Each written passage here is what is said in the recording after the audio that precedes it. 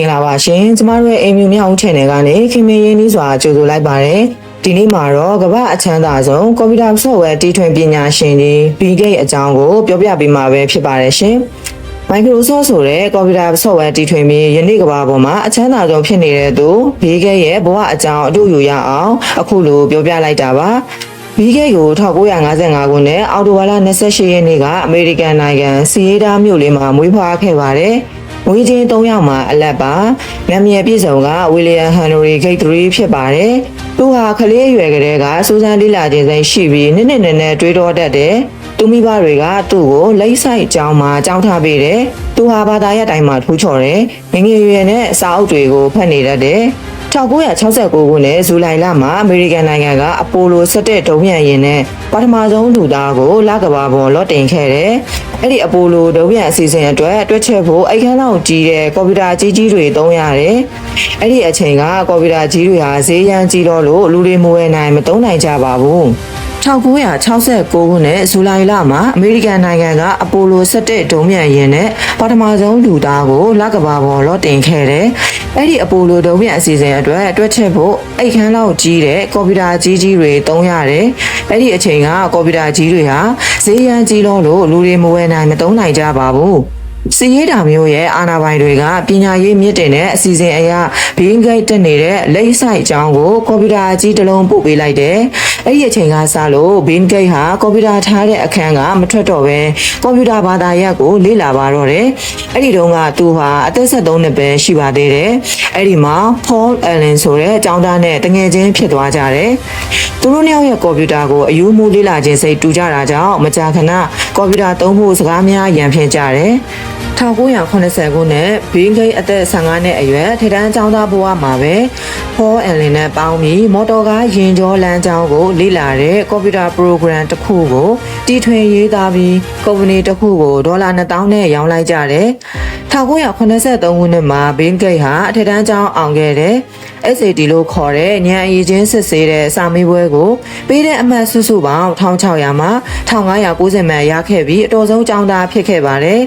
အဲ့ဒီနေ့မှာပဲကဘာကျော်ဟာဘတ်တက္ကသိုလ်ကိုတက်တဲ့ရှင်းနေတယောက်ဖြစ်ချင်လို့ဥပဒေဘာသာရပ်ကိုယူလိုက်တယ်တက္ကသိုလ်ပထမနှစ်မှာသူဟာစာမကြိုးစားပါဘူးသင်နေတဲ့စာတွေကိုစိတ်မဝင်စားလို့စာသင်ခန်းထဲမှာအိပ်ပျော်နေတတ်တယ်စာမေးပွဲစစ်မဲ့ရက်ပိုင်းလေးအလိုကြမှာကမန်းကရန်စာတွေကိုလေ့လာကျင့်မှတ်ရင်စာမေးပွဲအောင်လာခဲ့တယ်တက္ကသိုလ်မှာနည်းနည်းပဲတက်ပြီးမိဘတွေကိုအတိပေးမတိုင်ပင်မဲ့ကျောင်းသားထွက်လိုက်တယ်လူတင်နေတဲ့ဘာသာရပ်တွေကိုစိတ်မဝင်စားလို့ရဲ့သူတကယ်စိတ်ဝင်စားတဲ့ကွန်ပျူတာပညာကိုစောင့်ချလေ့လာဖို့ပါသူနဲ့အထက်တန်းကျောင်းတို့ကကွန်ပျူတာလုပ်ခဲ့တငယ်ချင်းဖော်ရလင်ကလည်းဝါရှင်တန်တက္ကသိုလ်မှာနည်းနည်းပဲတက်ပြီးသူ့လိုပဲကျောင်းထွက်လိုက်တယ်သူတို့နှစ်ယောက်ပြန်ဆောင်ကြပြီး Honeywell ကုမ္ပဏီမှာအလုပ်ဝင်လုပ်ကြတယ်ရုံးအားချိန်မှာသူတို့နှစ်ယောက်ကွန်ပျူတာအတူလေ့လာရင်ကွန်ပျူတာအခြေခံ program ဖြစ်တဲ့ basic programming ကိုထွင်လိုက်ကြပြီးကွန်ပျူတာကုမ္ပဏီတစ်ခုဖြစ်တဲ့ Advanced Computer ကိုရောင်းလိုက်တယ်1989ခုနှစ်မှာသူတို့နှစ်ယောက်ဟာ Microsoft ကုမ္ပဏီကိုထောင်လိုက်ကြတယ်။အဲ့ဒီအချိန်မှာ Bill Gates ဟာ12နှစ်ပဲရှိပါသေးတယ်။သူတို့ Microsoft ကုမ္ပဏီကကွန်ပျူတာ software တွေရေးပြီးကွန်ပျူတာကုမ္ပဏီတွေကိုရောင်းချတယ်။လူတိုင်းဝယ်သုံးနိုင်တဲ့ကွန်ပျူတာအသေးစားလေးတွေပေါ်နေပြီးအဲ့ဒီကွန်ပျူတာတွေသုံးနိုင်တဲ့သူတို့ရဲ့ software တွေဟာအရန်ရောင်းရတာကြောင့် Microsoft ကုမ္ပဏီဟာအမြတ်ငွေဒေါ်လာတန်းချီရသွားခဲ့တယ်။နောက်ပိုင်းမှာဖော်ရလင်းဟာ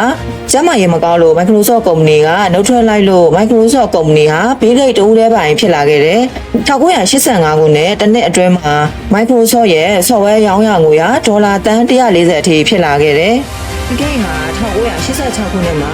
ဒီနေ့တိုင်းကမ္ဘာတစ်လွှားကကွန်ပျူတာတွေမှာသုံးနေကြတဲ့ Windows စနစ်ကိုတည်ထွင်လိုက်တဲ့အဲ့ဒီ Windows စနစ်ဟာအရန်အောင်မြင်သွားပြီး Bill Gates တယောက်လည်းအသက်32နှစ်အရွယ်မှာဘီလီယံနာတစ်ထေးကြီးတယောက်ဖြစ်လာခဲ့တယ်။ Bill Gates ရဲ့ယနေ့သူချမ်းသာတဲ့ငွေကြေးနဲ့ပိုင်ဆိုင်မှုကအမေရိကန်ဒေါ်လာ82.8ဘီလီယံဖြစ်ပါတယ်။အဲ့ဒီငွေကြေးကိုကမ္ဘာပေါ်မှာလက်ရှိနေထိုင်ကြတဲ့ကလေးလူကြီးမကြံအားလုံးကိုတယောက်$10စီဝေပေးလိုက်ရင်တော့သူ့လက်ထဲမှာဒေါ်လာ1.26ဘီလီယံကျန်နေအောင်ပါပါ။နောက်ပြီး Bill Gates ဟာတစ်နေ့ကိုဒေါ်လာ1တန်းဖြုံးရင်တော့သူ့ပတ်စံအားလုံးကိုနေရာ18နဲ့ကျပါလိမ့်မယ်။ Bill Gates ဟာချမ်းသာတယ်လို့အလူတန်းလဲရရောပါတယ်။သူနဲ့သူ့ဇနီးတဲ့မယ်လင်းဒါတို့ထူထောင်ထားတဲ့ Bill and Melinda Gates Foundation မှာဒေါ်လာ43ဘီလီယံထုတ်ဝေထားပြီးဒီကမ္ဘာလုံးကစင်ရသားတွေငတ်မွတ်စင်ရခြင်းကင်းဝေးစေဖို့ ကိုခံအားကျဆင်းယောဂ AIDS ငှက်ဖျားယောဂပိုလီယိုယောဂတွေပပျောက်ရေးအတွက်ငွေကြေးကူညီတွေပေးနေပါတယ်ပြီးခဲ့မှာသူစနီးတဲ့မန်နေတာရဲ့တာသမီ2ယောက်နဲ့အတူအမေရိကန်နိုင်ငံဝါရှင်တန်မြို့မှာယနေ့ထိနေထိုင်ရရှိနေပါတယ်အခုလိုဗီဒီယိုလေးကိုဆုံးဖြတ်ကြည့်ရှုပေးသွားတဲ့တယောက်ချင်းစီတိုင်းကိုလည်းကျေးဇူးထိုးတင်ပါတယ်ရှင်